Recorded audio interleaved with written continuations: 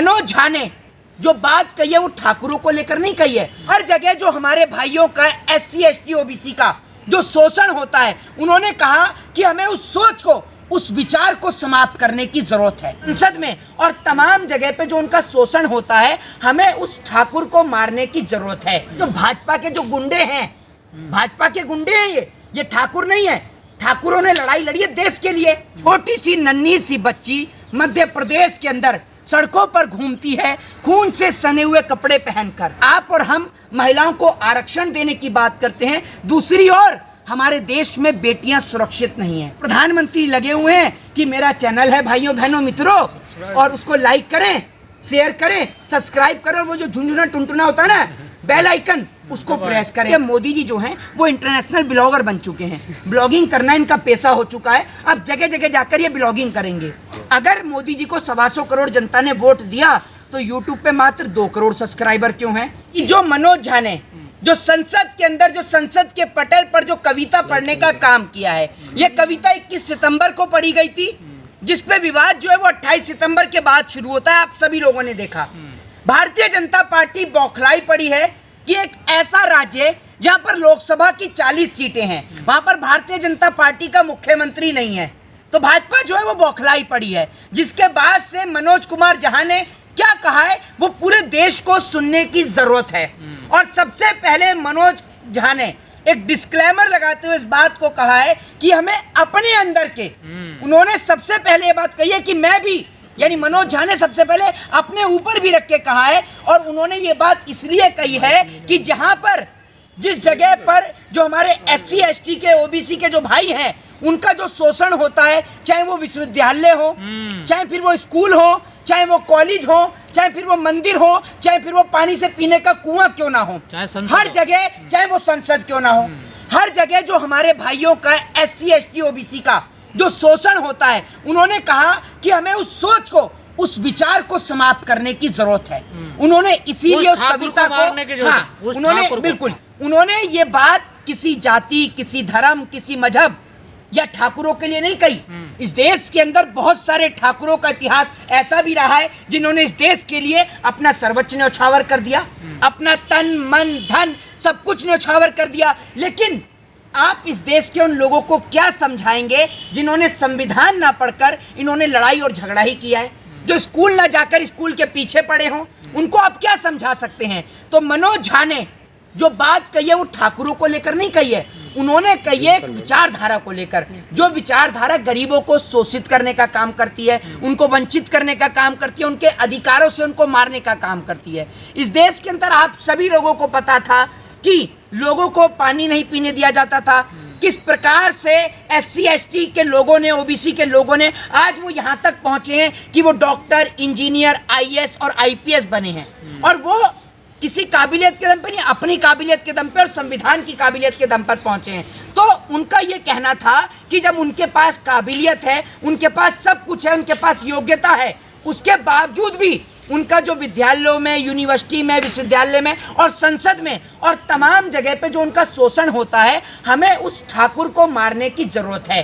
ये कहने का अर्थ मनोज झा का था। पर ये कौन लोग हैं जो धमकी दे रहे हैं मनोज झा को? मैं आपको बता देता हूँ ये कौन लोग हैं। अब RJD की पार्टी से एक क्या कहते हैं विधायक हैं जिनका नाम है चेतन आनंद, उनके पिताजी का नाम है मोहन आनंद, सभी को पता आनंद मोहन उनका नाम है। तो आपको एक बात बता देते हैं, वो ये कहते हैं कि अगर ये कविता मेरे सामने पढ़ी गई होती तो मैं जबान निकाल के सभापति के सामने रख देता। आप सोचकर देखिए कि आपका मानसिक संतुलन क्या ठीक नहीं है, या आपने सुनने का काम नहीं किया। सबसे पहले मनोज झा ने ये बात अपने ऊपर रखते हुए ही कहा, और आज वाकई में ही इस देश के प्रत्येक नागरिक को SC ST OBC माइनॉरिटी, ब्राह्मण, शूद्र, वैश्य, क्षत्रिय, इन सबको समाप्त करना होगा। और हमें एक भाई के साथ मिलजुल कर इस देश में रहना होगा, क्योंकि अगर देश को आगे बढ़ाना है तो हमें इंसानियत और मानवता के रास्ते पर चलना पड़ेगा।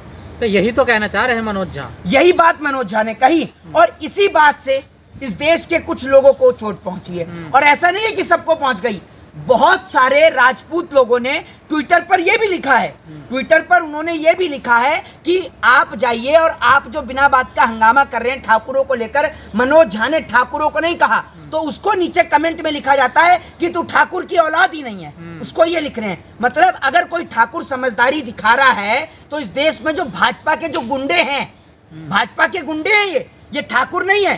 ठाकुरों ने लड़ाई लड़ी है देश के लिए, आपस में थोड़ी लड़ाई लड़ी है। कई लोग कह रहे हैं कि लालू यादव उनकी पार्टी की एक बड़ी चाल है, ये देखिए नहीं, कोई चाल नहीं है, कोई चाल नहीं है। एक बात मुझे बताइए, क्या इस देश के इतिहास में कौन नहीं जानता, आज विश्व का हर एक व्यक्ति बाबा साहब भीमराव अंबेडकर को पूछता है, मानता है, ठीक है। वो इसलिए मानता और इसलिए पूछता है क्योंकि वो उनकी ताकत का नतीजा है, वरना इस देश के कुछ लोगों ने उनको तो शिक्षा से भी वंचित रखा। आप ये सोचिए, उनको संस्कृत नहीं पढ़ने दी गई, संस्कृत नहीं पढ़ने दी तो उन्होंने फारसी पढ़ी, फारसी पढ़ी तो उन्होंने देखा कि भाई फारसी में इतिहास रच दिया, कोलंबिया पहुंच गए जनाब, कोलंबिया पहुंच गए और कोलंबिया पहुंचकर कोलंबिया में देश का इतिहास रच दिया। इकोनॉमिक्स से पीएचडी करी। भाई साहब, कोई इस देश का छोटा मोटा इतिहास नहीं है, देश का कोई छोटा मोटा इतिहास नहीं है। बाबा साहब भीमराव अंबेडकर ने इस देश को संविधान देने का काम किया और संविधान का उद्देश्य यही था कि इस देश के लोग ब्राह्मण, शूद्र, वैश्य और क्षत्रिय को छोड़कर इंसानियत और मानवता के लिए लड़े, इस देश के लिए लड़े, इस धरती, इस मिट्टी और इस मुल्क के लिए लड़े। लेकिन इस देश के कुछ लोग ऐसे हैं, आज बहुत सारे लोग इसमें ऐसे हैं इस देश में, चाहे वो मनोज झा जी जैसे लोग हों, चाहे हम जैसे लोग हों, हम लोग इस देश की इस कुव्यवस्था को समाप्त करना चाहते हैं, जो कुव्यवस्था एक भाई को दूसरे भाई से बांटने का काम करती है, एक ऐसी व्यवस्था जो दूसरे व्यक्ति को छोटा बड़ा या ऊंचा नीचा दर्शाने का काम करती है। हम लोग एक जैसे दिखते हैं, हम सभी के पास 2 हाथ हैं, 2 पैर हैं, एक दिमाग है, तो हम लोगों को उस दिमाग का प्रयोग करना चाहिए। और मनोज झा की इस कविता का एकमात्र उद्देश्य सिर्फ यही था कि इस देश में जिस प्रकार से महिला आरक्षण बिल पर यह मुद्दा पूरा छिड़ा था, उन्होंने कहा था कि महिलाओं को आरक्षण तो मिल जाएगा, बिल्कुल मिल जाएगा, लेकिन पहले महिलाओं को सुरक्षा देने की जरूरत है। आज जिस प्रकार से एक छोटी सी नन्ही सी बच्ची मध्य प्रदेश के अंदर सड़कों पर घूमती है खून से सने हुए कपड़े पहनकर, आप सोच कर देखिए। एक और आप और हम महिलाओं को आरक्षण देने की बात करते हैं, दूसरी ओर हमारे देश में बेटियां सुरक्षित नहीं हैं। आज हमारे देश की बेटियां, हमारे देश की बहन अपने आप को असहज महसूस करती हैं, अपने आप को कमज़ोर महसूस करती हैं और वो ये सोचती हैं कि रात को 10 बजे के बाद मैं घर से निकलूं या ना निकलूं। चलिए, तो रात की बात हो गई। भाजपा का शासन आने के बाद बेटियां दिन में भी अब घर से बाहर नहीं निकल सकती। बेटियां तो बेटियां, छोटी बच्चियां भी घर से बाहर नहीं निकल सकती। और आप देख लीजिए, कोई एक विश्व हिंदू परिषद, आपका बजरंग दल, आरएसएस, कोई भी मध्य प्रदेश की घटना पर नहीं बोला। और प्रधानमंत्री लगे हुए हैं कि मेरा चैनल है भाइयों बहनों मित्रों, और उसको लाइक करें, शेयर करें, सब्सक्राइब करें, और वो जो झुंझुना टुनटुना होता है ना, बेल आइकन, उसको प्रेस करें। वो उसमें बिजी हैं, ठीक है। इसके बाद में तो क्या दिक्कत है? आजकल तो इतना खतरा मंडरा रहा है कि किसी सांसद के घर पर जाओ तो सांसद गेट नहीं खोल रहा। मैं देख रहा हूँ सांसद गेट काहे नहीं खोल रहा, तो पता ये चलता है कि सांसद इस घबराहट के मारे गेट नहीं खोल रहा कि कहीं कोई सांसद को विधायकी की टिकट ना पकड़ा जाए। आज जो लोग हेलीकॉप्टर से उड़ा करते थे वो बाइक पर बैठकर चुनाव प्रचार कर रहे हैं।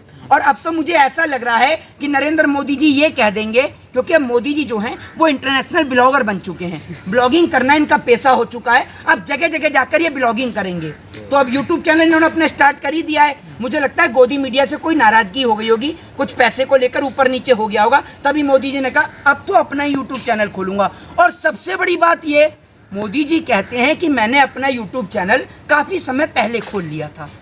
जब आपने काफ़ी समय पहले अपना यूट्यूब चैनल खोल लिया तो उस पर फॉलोअर मात्र 2 करोड़ हैं।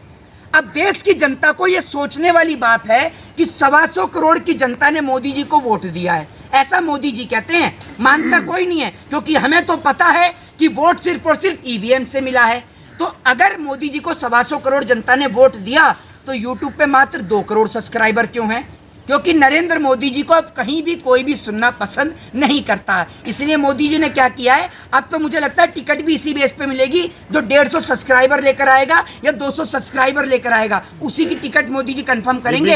और अब मुझे लगता है संबित पात्रा टीवी पर बैठने से पहले ये करेगा, नहीं अंजना जी, नहीं अंजना जी, नहीं अंजना जी, एक मिनट सुन लीजिए। सबसे पहले डिबेट शुरू बाद में होगी। सबसे पहले मोदी जी का चैनल है, आप इसको लाइक कर लीजिए, शेयर कर लीजिए, सब्सक्राइब कर लीजिए और टुनटुने को यानी बेल आइकन को प्रेस करवा लीजिए, फिर डिबेट को आप प्रारंभ करिए। तो अब मुझे लगता है गौरव भाटिया हो, सुधांशु त्रिवेदी हो, मुझे लगता है मोदी जी सबसे पहले जाएंगे और जो बाइडेन से कहेंगे फोन चलाता है जरा निकाल मेरा चैनल और सब्सक्राइब करने का काम करेंगे। तो ये पहली बार देश के इतिहास में ऐसा कोई प्रधानमंत्री है जिन्होंने अपना यूट्यूब चैनल बनाने का काम किया है। क्योंकि मोदी जी क्या है, अभी इस देश की हालत तो पूरी बिगाड़ी दी है, उजाड़ी दी है, तो वापस से मोदी जी अब अपने स्टेशन पे चाय बेचना शुरू करने वाले हैं। तो वहीं से अपनी वीडियो बनाए करेंगे और वहीं से ब्लॉगिंग किया करेंगे और वहीं से करेंगे भाइयों बहनों मित्रों, ये मैं हूँ, ये मेरा दोस्त बाइडन है और हम अमेरिका में हैं। इस तरीके से मोदी जी वीडियो बनाए करेंगे